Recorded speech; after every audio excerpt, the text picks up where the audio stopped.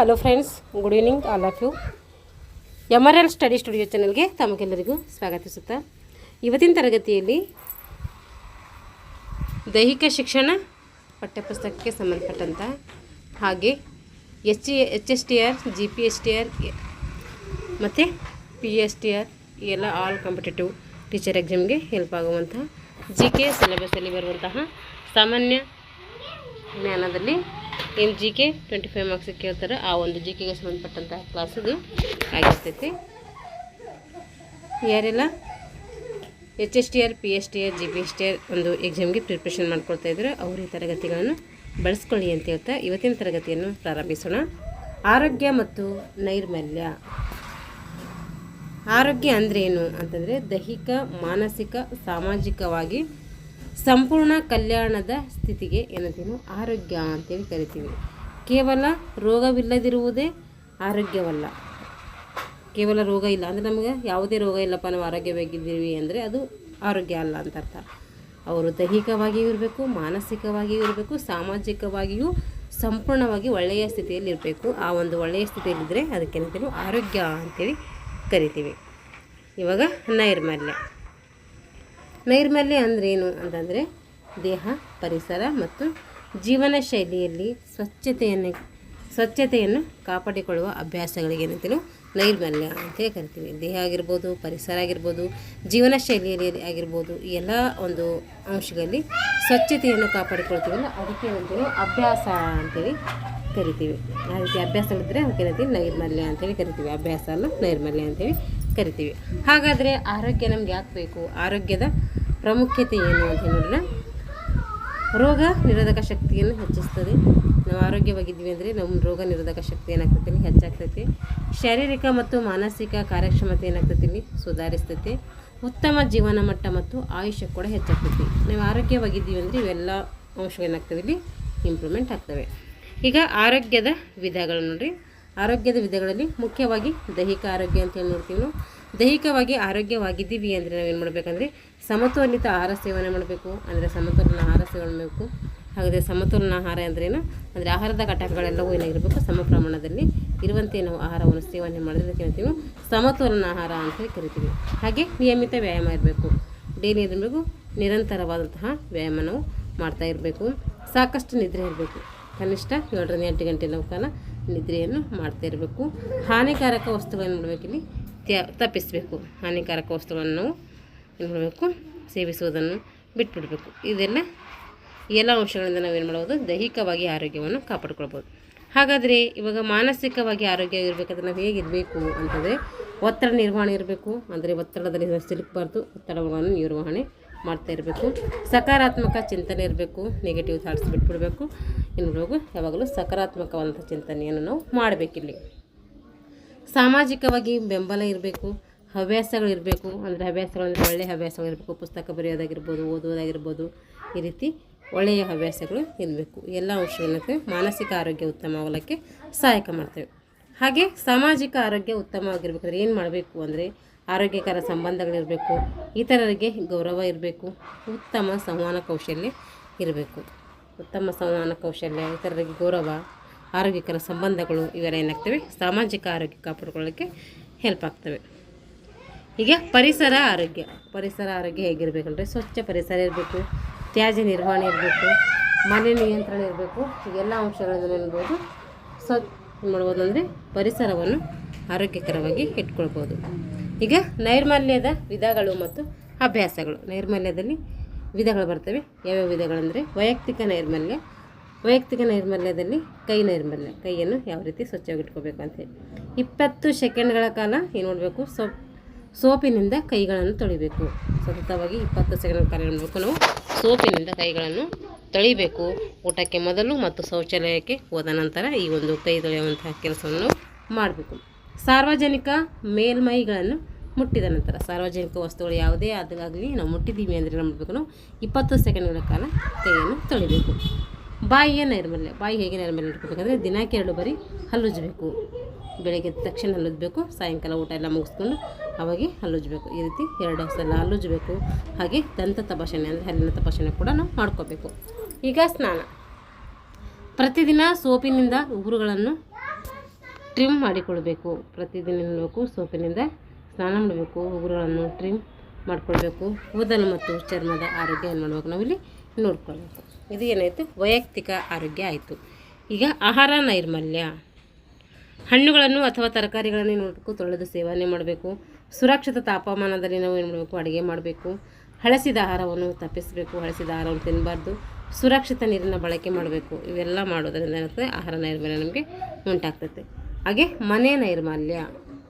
ಶುದ್ಧ ನೆಲ, ಧೂಳು ಮುಕ್ತ ಪೀಠೋಪಕರಣಗಳು, ತ್ಯಾಜ್ಯ ವಿಲೇವಾರಿ, ನೀರಿನ ಸಂಗ್ರಹವನ್ನು ನೋಡಬೇಕು, ಇಲ್ಲಿ ಸ್ವಚ್ಛವಾಗಿಟ್ಕೊಳ್ಬೇಕು. ಇವೆಲ್ಲ ಮಾಡೋದರಿಂದ ಏನಾಗ್ತದೆ, ಮನೆಯ ನೈರ್ಮಲ್ಯ ಕೂಡ ನಾವು ಕಾಪಾಡ್ಕೋಬೋದು. ಕೆಲಸದ ಸ್ಥಳ ಅಥವಾ ಶಾಲಾ ನೈರ್ಮಲ್ಯ. ಶುದ್ಧ ಶೌಚಾಲಯಗಳು, ವಾತಾಯನ, ಸರಿಯಾದ ಬೆಳಕು, ಇವೆಲ್ಲ ಇದ್ರೇನಾಗ್ತದೆ, ಕೆಲಸದ ಸ್ಥಳ ಅಥವಾ ಶಾಲಾ ನೈರ್ಮಲ್ಯ ಏನಾಗ್ತದೆ, ಉತ್ತಮಗೊಳ್ತೈತೆ. ಹೀಗೆ ಪರಿಸರ ನೈರ್ಮಲ್ಯ.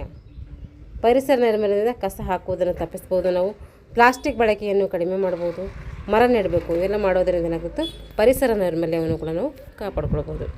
ಈಗ ಸಾಮಾನ್ಯ ನೈರ್ಮಲ್ಯ ಸಂಬಂಧಿತ ರೋಗಗಳು ನೋಡ್ರಿ. ನೀರಿನಿಂದ ಹರಡುವಂತಹ ರೋಗಗಳು ಕಾಲರ ಆಗಿರ್ಬೋದು, ಟೈಫಾಯ್ಡ್, ಅತಿಸಾರ, ಇವೇನಾಗ್ತೈತೆ ನೀರಿನ ಮೂಲಕ ಬರುವಂಥ ಒಂದು ಕಾಯಿಲೆಗಳಾಗಿರ್ತವೆ.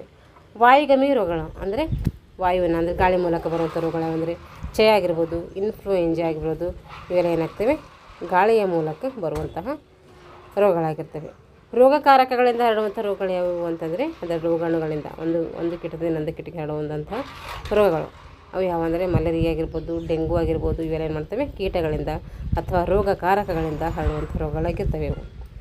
ಕಳಪೆ ಮೌಖಿಕ ನೈರ್ಮಲ್ಯ. ವಸಡು ರೋಗ,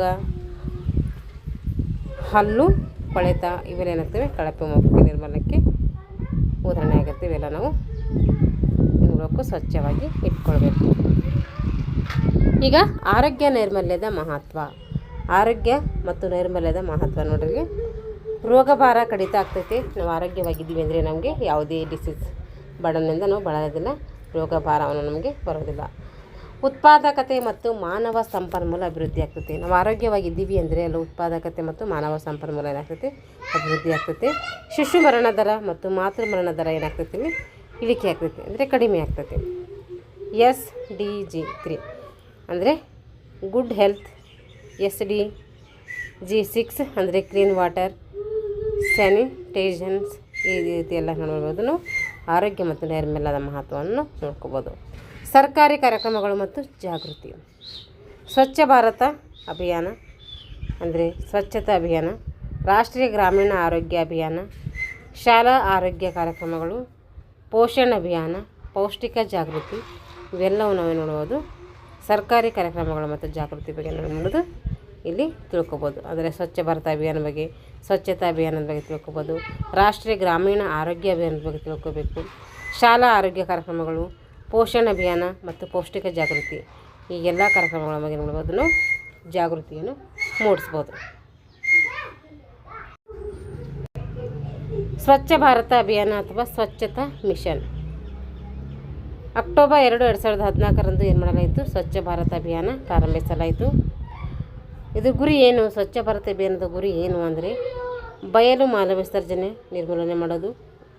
ಬಯಲು ಅದರ ಹೊರಗಡೆ ಎಲ್ಲ ಮಲ ವಿಸರ್ಜನೆ ಮಾಡುವುದನ್ನು ಏನು ಮಾಡ್ಬೋದು, ಕಡಿಮೆ ಮಾಡಬೇಕು ಅಥವಾ ನಿರ್ಬಂಧನೆ ಮಾಡಬೇಕು.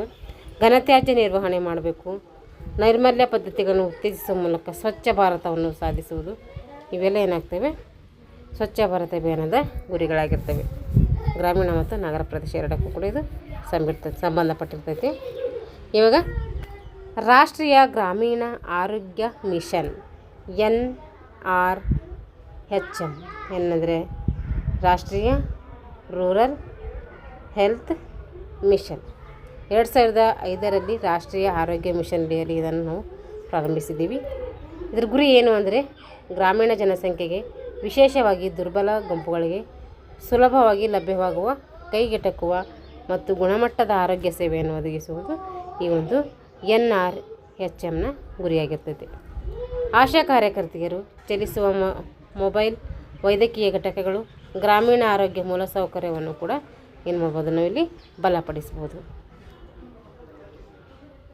ಶಾಲಾ ಆರೋಗ್ಯ ಕಾರ್ಯಕ್ರಮಗಳು ಆಯುಷ್ಮಾನ್ ಭಾರತ್ ಅಡಿಯಲ್ಲಿ ಮತ್ತು NRHM ಅಡಿಯಲ್ಲಿ ಈ ಒಂದು ನೀಡಲಾಗಿದೆ. ಈ ಒಂದು ಕಾರ್ಯಕ್ರಮವನ್ನು ಜಾರಿಗೊಳಿಸಲಾಗಿದೆ.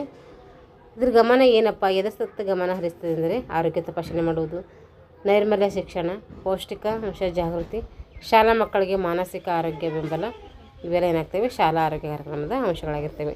ಶಾಲೆಗಳಲ್ಲಿ ನಿಯಮಿತ ಆರೋಗ್ಯ ತಪಾಸಣೆ ಮತ್ತು ರೋಗ ನಿರೋಧಕ ಶಕ್ತಿಯನ್ನು ಕೂಡ ಏನಾಗ್ತೈತೆ, ರೋಗ ನಿರೋಧಕಗಳನ್ನು ಕೂಡ ಇದು ಒಳಗೊಂಡಿರ್ತೈತೆ. ಪೋಷಣ್ ಅಭಿಯಾನ್ ಪೌಷ್ಟಿಕಾಂಶ ಜಾಗೃತಿ 2018ರಲ್ಲಿ ರಾಷ್ಟ್ರೀಯ ಪೌಷ್ಟಿಕಾಂಶ ಮಿಷನ್ ಆಗಿ ಮಾಡಲಾಗಿದೆ, ಇದು ಪ್ರಾರಂಭಿಸಲಾಗಿದೆ. ಇದರ ಉದ್ದೇಶ ಏನು ಹಾಗಾದರೆ ಅಂದರೆ ಮಕ್ಕಳು, ಹದಿಹರೆಯದ ಹುಡುಗಿಯರು, ಗರ್ಭಿಣಿಯರು, ಹಾಲುಣಿಸುವ ತಾಯಂದಿರಲ್ಲಿ ಅಪೌಷ್ಟಿಕತೆಯನ್ನು ಮಾಡ್ತದೆ, ಇದು ಕಡಿಮೆ ಮಾಡ್ತೈತಿ ಪೋಷಣ್ ಅಭಿಯಾನ್. ಅಂಗನವಾಡಿ ಕೇಂದ್ರಗಳ ಮೂಲಕ ಸಮತೋಲಿತ ಆಹಾರ ಸೇವನೆ, ಬೆಳವಣಿಗೆ ಮೇಲ್ವಿಚಾರಣೆ ಮತ್ತು ಸಮುದಾಯ ಮಟ್ಟದ ಜಾಗೃತಿಯನ್ನು ಏನು ಮಾಡ್ತದೆ, ಇದು ಉತ್ತೇಜನ ಮಾಡ್ತದೆ. ಆಯುಷ್ಮಾನ್ ಭಾರತ್ PMGAY ಅಂತ ಕರಿತೀವಿ, ಪ್ರಧಾನ ಮಂತ್ರಿ ಜನ್ ಆರೋಗ್ಯ ಯೋಜನೆ, ಪ್ರಧಾನ ಮಂತ್ರಿ ಜನ್ ಆರೋಗ್ಯ ಯೋಜನೆ. ಇದು ಯಾವ ಸ್ಥಾಪನೆ ಆಯ್ತಂದರೆ 2018ರಲ್ಲಿ ಪ್ರಾರಂಭ ಆಗ್ತದೆ ಇದು.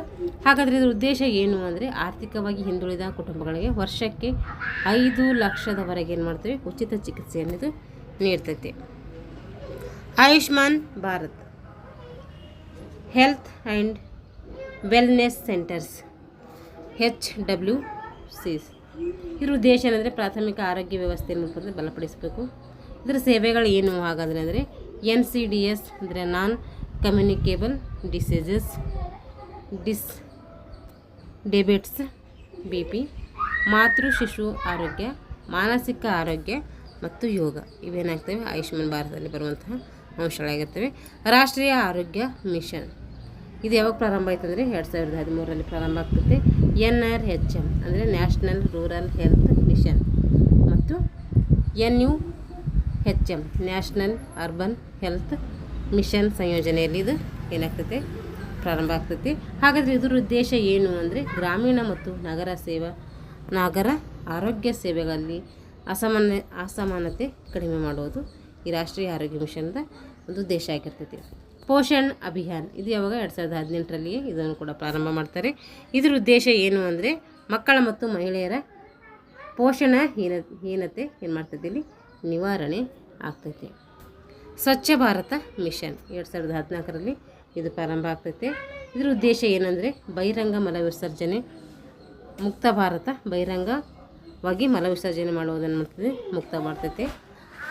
ಶೌಚಾಲಯ ನಿರ್ಮಾಣ ಬಳಕೆ ಏನು ಮಾಡ್ತೈತಿ ಇದು ಮಾಡಬೇಕು ಅಂಥೇಳಿ ಏನು ಮಾಡ್ತೈತಿ ಉದ್ದೇಶವನ್ನು ಹಾಕ್ಕೊಳ್ತೈತಿ. ಜಲ್ ಜೀವನ್ ಮಿಷನ್ ಕೂಡ 2019ರಲ್ಲಿ ಪ್ರಾರಂಭ ಆಗ್ತೈತಿ. ಹಾಗಾದರೆ ಇದ್ರ ಉದ್ದೇಶ ಏನಂದರೆ ಪ್ರತಿಯೊಂದು ಗ್ರಾಮೀಣ ಮನೆಗೆ ಏನು ಮಾಡಬೇಕು ನಾವು ನೀರಿನ ಸೌಲಭ್ಯವನ್ನು ಒದಗಿಸುವುದು. Financial house hold tap connection ಒದಗಿಸಬೇಕು ಅಂಥೇಳಿ ಮಾಡಿದೆ ಇದೆಲ್ಲ. ಹಾಗಾಗಿ ಪ್ರತಿ ಮನೆಗೂ ಏನಾಗಿದ್ದಾವೆ ಇವಾಗ ಹಳ್ಳಿಗಳಾಗಿದ್ದಾವೆ. ಅಮೃತ್ ಯೋಜನೆ ಏನಂದರೆ Atal mission for rejuvenation and urban transformation 2015ರಲ್ಲಿ ಪ್ರಾರಂಭ ಆಯ್ತದು. ಉದ್ದೇಶ ಏನಂದರೆ ಇದ್ರದ್ದು ನಗರದಲ್ಲಿ ಕುಡಿಯುವ ನೀರನ್ನು ಒದಗಿಸುವುದು. ನಮಾಮಿ ಗಂಗೆ ಇದು ಯಾವಾಗ ಪ್ರಾರಂಭ ಆಯಿತು ಅಂದರೆ 2014ರಲ್ಲಿ ಪ್ರಾರಂಭ ಆಯಿತು. ಇದ್ರ ಉದ್ದೇಶ ಏನಂದರೆ ಗಂಗಾ ನದಿಯ ಶುದ್ಧೀಕರಣ ಮಾಡಬೇಕು ಅಂತೇಳಿ ಉದ್ದೇಶವನ್ನು ಹಾಕ್ಕೊಂಡಿದೆ. ಇದು ನಮಾಮಿ ಗಂಗೆ ಕಾರ್ಯಕ್ರಮ ಭಾರತ ಸರ್ಕಾರ ಯೋಜನೆಯಾಗಿರ್ತೈತೆ. ಇದು ಗಂಗಾ ನದಿಯ ಶುದ್ಧೀಕರಣ, ಸುರಕ್ಷತೆ ಅಥವಾ ಸಂರಕ್ಷಣೆ ಮತ್ತು ಪುನರ್ಜೀವನಕ್ಕೆ ಏನಾಗ್ತೈತೆ ಮಾಡಬೇಕು ಅಂತ ಹೇಳಿ ಉದ್ದೇಶವನ್ನು ಇದು ಹಾಕ್ಕೊಂಡಿದೆ. ಇದು ಕೇವಲ ನದಿ ಸ್ವಚ್ಛತಾ ಯೋಜನೆಯಲ್ಲ, ರಿವರ್ ಬೇಷನ್ ಮ್ಯಾನೇಜ್ಮೆಂಟ್ ಅಪ್ರೋಚನ್ನು ಅನುಸರಿಸ್ತೈತೆ. ಇದು ಈ ಸಂಸ್ಥೆ ಯಾವುದಪ್ಪ ಅಂತಂದರೆ NMCG national mission for clean Ganga ಈ ಒಂದು ಸಂಸ್ಥೆ ಮಾಡ್ತೈತೆ. ನೋಡಲ್ ಸಚಿವಾಲಯ ಜಲ್ ಶಕ್ತಿ ಮಿನಿಸ್ಟ್ರಿಯಲ್ಲಿ ಬರ್ತೈತೆ. ಇದಕ್ಕೆ ಕಾನೂನು ಆಧಾರ ಏನಂದರೆ ಎನ್ವೈರ್ಮೆಂಟ್ ಪ್ರೊಟೆಕ್ಷನ್ ಆ್ಯಕ್ಟ್ 1986. ಇದ್ರ ಉದ್ದೇಶ ಏನು ಅಂತಂದರೆ ಗಂಗಾ ನದಿಯ ನೀರಿನ ಗುಣಮಟ್ಟ ಸುಧಾರಣೆ ಮಾಡುವುದು, ಅಶುದ್ಧ ಮಾಲಿನ್ಯ ನೀರಿನ ಹರಿವು ತಡೆ ಮಾಡುವುದು, ಕೈಗಾರಿಕಾ ಮಾಲಿನ್ಯ ನಿಯಂತ್ರಣ ಮಾಡೋದು, ಜೀವ ವೈವಿಧ್ಯತೆ ಸಂರಕ್ಷಣೆ ಮಾಡೋದು ಇದರ ಉದ್ದೇಶ ಇದು ಹಾಕ್ಕೊಂಡಿರ್ತೈತೆ.